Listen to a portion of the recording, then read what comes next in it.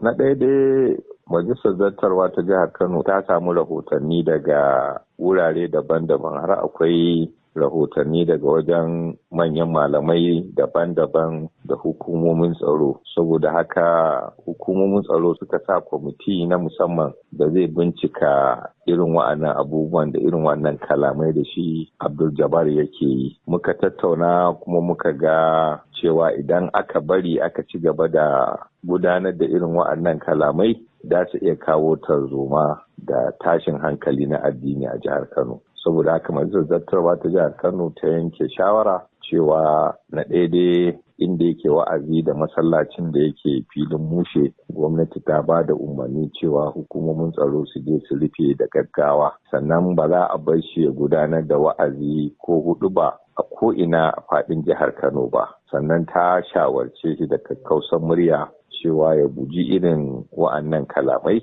saboda za su iya kawo tashin hankali. Kun zauna da shi ne kun ji ta bakin shi akan waɗannan zarge-zarge?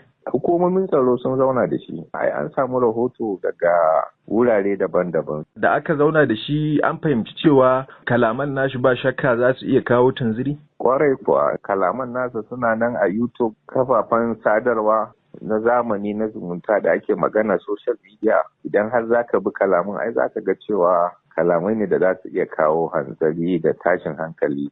Ba ka ganin kila wasu za su iya zargin ku da tauye haƙƙin addini? Ai ba wanda ya ce kada ya addininsa. Akwai dama kamar yadda ka sani, shi yasa aka ce in za ka je kai addinin ka yi, amma kalaman da za su kawo tashin hankali da tarzoma na addini ai ba za a bar kowa ya gudanar da shi ba, amma ba za a hana kowa ya je ya addininsa ba. Wasu suna ganin kamar dama akwai wata a ƙasa tsakaninsa da gwamnatin Kano.